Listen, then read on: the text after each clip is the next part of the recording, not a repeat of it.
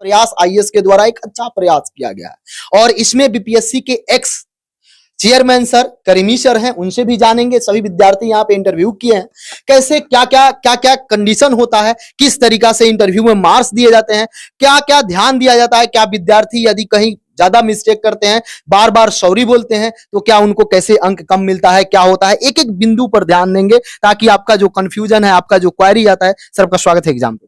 जी बहुत धन्यवाद। और प्रयास आईएएस एकेडमी का ये अच्छा प्रयास है, बच्चों का नर्चरिंग, उनको स्मार्ट बनाना, उनको इंटरव्यू के योग्य बनाना, सेवानिवृत्ति के बाद। और मेरी भी इच्छा ये थी कि मैं बच्चों के लिए अपना जीवन लगा दूं, मैं बच्चों की परवरिश के लिए, बच्चों को अच्छा देखने के लिए मैं अपना जीवन समर्पित कर दूं। तो मुझे ये अवसर मिला। अब इन बच्चों को हम सही दिशा देते हैं, उनमें जो कमियां हैं उनको बताते हैं, उनको उनकी शख्सियत को निखारने के लिए, उनको अच्छा बनाने के लिए और उनको स्मार्ट दिखने के लिए और उनके चेहरे पर ऑफिसर लुक दिखने के लिए हम उन्हें सजेशन देते हैं और उन्हें बार बार प्रैक्टिस कराते हैं, उनको स्टडी करने के लिए बोलते हैं। हम उन्हें एडवाइस करते हैं कि वो प्रतिदिन समाचार पत्र, न्यूज़पेपर जरूर पढ़ा करें, ग्रुप डिस्कशन किया करें, स्ट्रेस और टेंशन दिमाग से फ्री कर दें। और पूछने वाले हम सब एक ही तरह के होते हैं। आप अपने आप को एस्टेब्लिश करके पूरे कॉन्फिडेंस के साथ इंटरव्यू में शामिल हुई, आपको अच्छा नंबर आएगा। जो जैसा परफॉर्म करता है उसको वैसा नंबर आता है, कहीं से कोई परेशानी नहीं है कि आप जैसा परफॉर्म करेंगे। आप खुद भी जज कर सकते हैं कि मैंने जो आंसर दिया तो हमें क्या नंबर आना चाहिए। हम उन्हें स्मार्ट बनाना, उसको इंटरव्यू के योग्य बनाना, उनको उठना बैठना, उसका इंट्रेंस, उनका एग्जिट और उनके सराउंडिंग्स के नॉलेज को ब्रशिंग करने का काम करते हैं। सर जो ये इंटरव्यू होता है वो पर्सनालिटी टेस्ट होता है, प्रीलिम्स का टेस्ट हो चुका, उनका ज्ञान का टेस्ट हो चुका।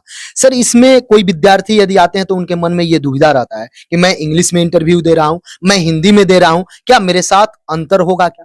जी नहीं, ऐसा कोई अंतर नहीं होता है। मेरी सलाह तो ये है, मेरा एडवाइस ये है कि अगर उनकी शिक्षा दीक्षा हिंदी माध्यम से हुई है तो उन्हें हिंदी माध्यम में ही इंटरव्यू देना चाहिए।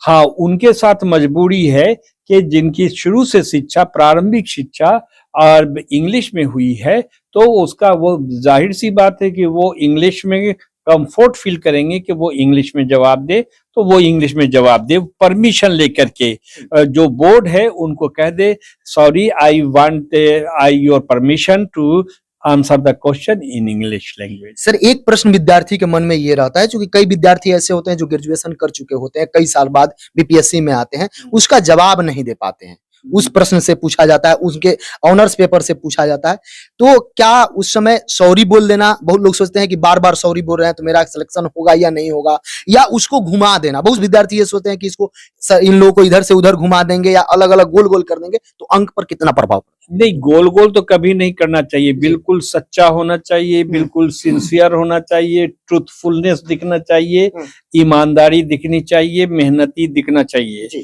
इसके अतिरिक्त जो अगर कई सालों का गैप है कि आप इतने दिनों से बेरोजगार थे, क्यों, क्या कर रहे थे, ये कॉमन क्वेश्चन होता है, तो बच्चों को ये जवाब देना चाहिए। और ये सच्चाई भी है कि इतने दिनों से हम प्रयासरत हैं कि कोई सरकारी जॉब में आ जाए। आज हमें ये अवसर मिला है, अपने प्रयास के बल पर ये अवसर मिला है कि हम आपके सामने साक्षात्कार के लिए उपस्थित हुए हैं। इसमें कोई ऐसी बुराई नहीं है। और बिहार के लिए तो नौकरी एक प्रतिष्ठा माना जाता है। यहाँ के बच्चे मेहनती होते हैं, पढ़ते रहते हैं और एक दिन सफल होते हैं। सभी विद्यार्थी तो आपके पास पहुंच नहीं सकते हैं, आपका जो इंटरव्यू देख रहे हैं जो विद्यार्थी, उनको क्या कहिएगा, अपनी पर्सनालिटी में क्या क्या डेवलपमेंट कर लें, थोड़ा सा अभी समय भी है ताकि उनका फाइनल सिलेक्शन हो जाए। अभी जो समय है उसका पूरा सदुपयोग करें। नंबर 1, कि आप एक भी मिनट अपना बर्बाद नहीं करें। दूसरा ये कि रोजाना नियमित रूप से कम 2 न्यूज़पेपर अवश्य पढ़े और जो इम्पोर्टेंट न्यूज़ है और जिसमें आपकी रुचि है उसको अवश्य ध्यान में रखें। फिर उस टॉपिक पर दूसरा स्टेप उनका होना चाहिए कि आपस में 4-5 स्टूडेंट्स मिल करके ग्रुप डिस्कशन करें, डिबेट करें। डिबेट जरूरी है, डिस्कशन जरूरी है और छोटे छोटे क्वेश्चन जो होते हैं उस पर ध्यान दें। जैसे अगर पेन क्या है इसको बताने की क्षमता उनमें होनी चाहिए, बुक क्या है बताने की क्षमता होनी चाहिए। चलते फिरते क्वेश्चन सोचिए, आप क्वेश्चन क्रिएट करिए। फिर ये कि आप स्वयं अपने 4-5 बच्चों के साथ या अपने परिवार के साथ, परिवार में माता पिता भाई बहन जो भी हो वो उनके साथ आप बैठ जाइए, वो इंटरव्यू लेंगे और आप इंटरव्यू दीजिए या आप इंटरव्यू लीजिए अपने स्टूडेंट्स का बारी बारी से। जब आप इंटरव्यू लेंगे तब आपके दिमाग में ये बात आएगी कि आप जवाब देने वाले से क्या चाहते हैं। बहुत बहुत धन्यवाद सर। धन्यवाद। शुभेंदु सर हैं, सर से थोड़ा सा जानेंगे। सर, इंटरव्यू में 2, 4, 5 बिंदु क्या विद्यार्थी को सबको ध्यान देना पड़ेगा?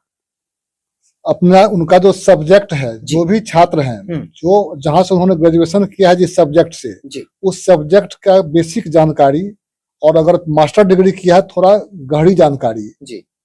जानकारी जितनी गहरी होगी उतनी अच्छी होगी, लेकिन कम से कम बेसिक्स तो जरूर उनको कंप्लीट कर लेना चाहिए। दूसरा क्या पूछा आपने? और 2-3 बिंदु जिससे उनका मार्क्स बढ़ जाए, बेहतरीन हो जाए सर। पहला, जैसे हमने बोला आप लोगों को कि टेंशन मुक्त हो जाना है। जब तक आप टेंशन मुक्त नहीं रहेंगे तब तक आप अलर्ट नहीं रहेंगे, और जब आप अलर्ट होंगे तो आप किसी भी प्रश्न का जवाब दे सकते हैं। जो प्रश्न नहीं आता हो पोलाइटली उसको कह दीजिए सॉरी, आई डोंट नो। और चौथी बात कि अगर आप में ज्ञान की वृद्धि अगर रहेगी, ज्ञान सही होगा, तो आप इंटरव्यू बोर्ड को अपने हिसाब से मैनिपुलेट भी कर सकते हैं।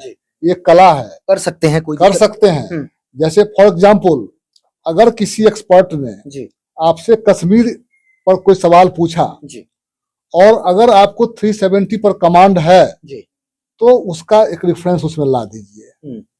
जो ही आप 370 बोलेंगे, इंटरव्यू बोर्ड के मेंबर वहां पर क्लिक कर जाएंगे, वहां चले जाएंगे 370 पर हम पूछे इससे, आपको जान तैयारी है तो आप उसका जवाब अच्छे से दे देंगे। ऐसे ही किसी विषय में, किसी टॉपिक पर आपसे शुरुआत हुई, जो आपका स्ट्रॉन्ग एरिया है, प्रयास कीजिए कि बोर्ड को हम उधर ले जाएं, उधर घुमा सकते हैं, उधर घुमा लें।